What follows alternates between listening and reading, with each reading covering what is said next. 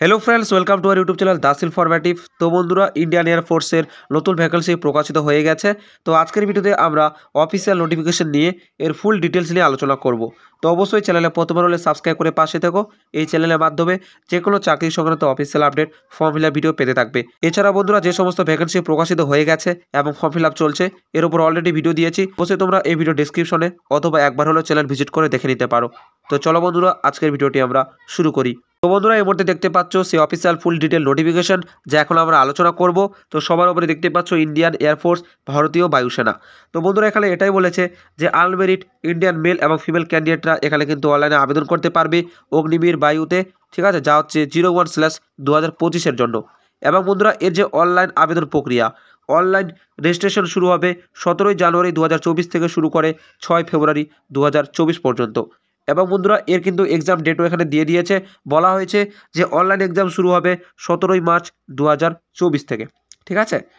তো এরপর আমরা এক এক করে সমস্ত ইনফরমেশন নিয়ে আলোচনা করব। তো অবশ্যই তোমরা ভিডিওকে ধৈর্য সহকারে দেখতে থাকো। তো বন্ধুরা, 1 নম্বর পয়েন্ট প্রথমত বলেছে যে অগ্নিপথ স্কিমের অধীনে অগ্নিবীর বায়ুতে রিক্রুটমেন্ট করানো হবে, ঠিক আছে। অনলাইনে আবেদন করতে হবে। ইন্ডিয়ান আনমেরিড মেল এবং ফিমেল ক্যান্ডিডেটরা আবেদন করতে পারবে। অনলাইন টেস্ট হবে 17 মার্চ 2024।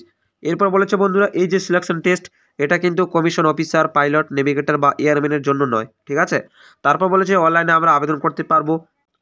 এখানে যে অফিসিয়াল ওয়েবসাইট দিয়েছে, এই অফিসিয়াল ওয়েবসাইটে গিয়ে আবেদন করতে হবে।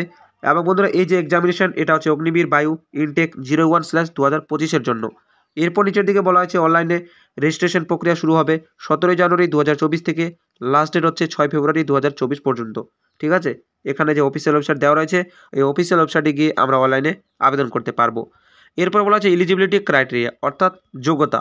তো বন্ধুরা, প্রথমত বলা হচ্ছে এজ, বয়সীমা দেখে নাও।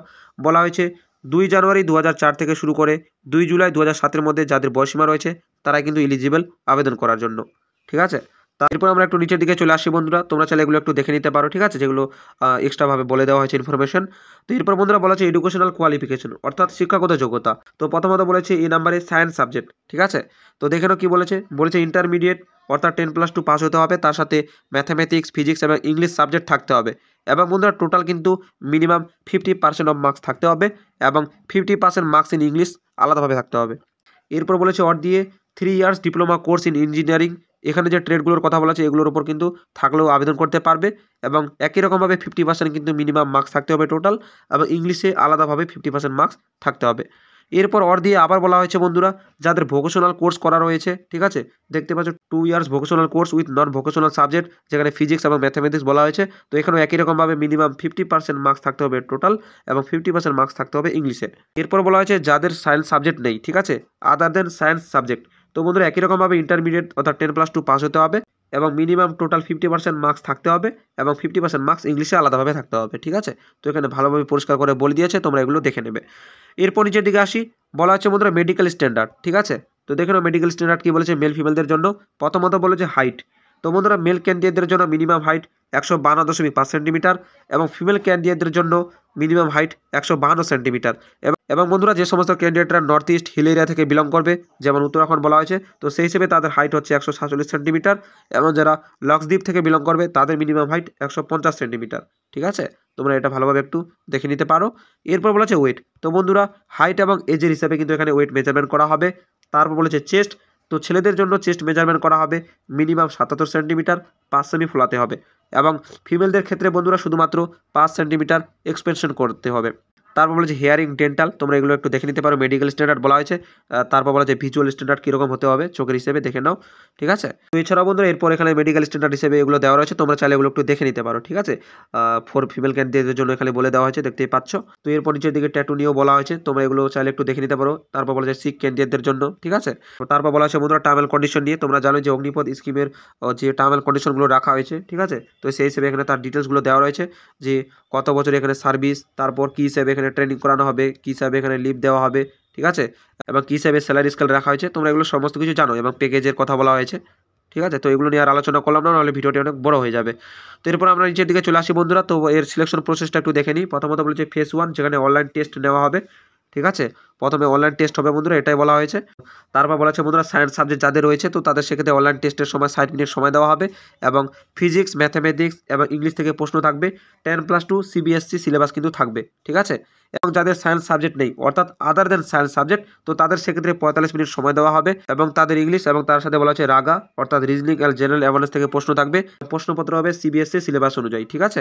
তো এখানে তোমরা এটা দেখতেই পাচ্ছ। এবং তারপর বন্ধুরা বলা হয়েছে যারা সায়েন্স সাবজেক্ট এবং আদার দেন সায়েন্স সাবজেক্ট হিসাবে অ্যাপ্লাই করবে তো তাদের সেক্ষেত্রে সময় দেওয়া হবে 85 মিনিট এবং তাদের কিন্তু এখানে একই রকমভাবে সিলেবাস রাখা হয়েছে, ঠিক আছে, দেখতেই পাচ্ছ। এরপর বলা হয়েছে বন্ধুরা প্রত্যেকটা প্রশ্নের সঠিক উত্তরের জন্য 1 নম্বর করে দেওয়া হবে, ঠিক আছে। এবং তারপর বলা হয়েছে যে নেগেটিভ মার্কিং হিসাবে 0.25 মার্কস কিন্তু কেটে নেওয়া হবে। এরপর বন্ধুরা বলা হয়েছে ফেজ 1 অর্থাৎ অনলাইন টেস্ট এক্সাম পাস করলে কোয়ালিফাই করলে তাদেরকে পরবর্তী ফেজ 2 এর জন্য ডাকা হবে, ঠিক আছে, শর্টলিস্টেড করা হবে। তো এখানে সে সমস্ত এখানে ইনফরমেশন বলে দেওয়া হয়েছে। তোমরা এগুলো দেখতেই পাচ্ছ যে কী কী ডকুমেন্টস লাগবে সেই হিসেবে এখানে সমস্ত কিছু কিন্তু এক এক করে বলে দিয়েছে। তো এগুলো আমি আর আলোচনা করলাম না, অবশ্যই তোমরা এটা একটু দেখে নেবে, ঠিক আছে। তো এখন আমরা আলোচনা করবো ফিজিক্যাল ফিটনেস টেস্ট নিয়ে অর্থাৎ পিএফটি। তো প্রথমত বলা হয়েছে পিএফটি 1 দেখে নাও। বলা হয়েছে 1600 মিটার কিন্তু রান কমপ্লিট করতে হবে 7 মিনিটের মধ্যে ছেলেদের জন্য, ঠিক আছে, এবং ফিমেলদের ক্ষেত্রে 8 মিনিট সময় দেওয়া হবে। এবং এর সাথে বন্ধুরা নিচের দিকে বলা হয়েছে মেল ক্যান্ডিডেটদের জন্য দেখে নাও। বলা হয়েছে 10টা পুশ আপ করতে হবে 1 মিনিটের মধ্যে এবং বলে দিয়েছে যে রান কমপ্লিট হওয়ার 10 মিনিট পর কিন্তু শুরু হয়ে যাবে। তারপর 10টা সিট আপ করতে হবে 1 মিনিটের মধ্যে, ঠিক আছে। তারপর বলা আছে 10টা পুশ আপ কমপ্লিট হওয়ার 2 মিনিট পর কিন্তু সিট আপ করতে হবে। তারপর 20টা স্কোয়াট 1 মিনিটের মধ্যে করতে হবে এবং 2 মিনিট করে কিন্তু এদের মধ্যে ব্রেক টাইম দেওয়া থাকবে, ঠিক আছে। এটা তোমরা দেখে নিতে পারো।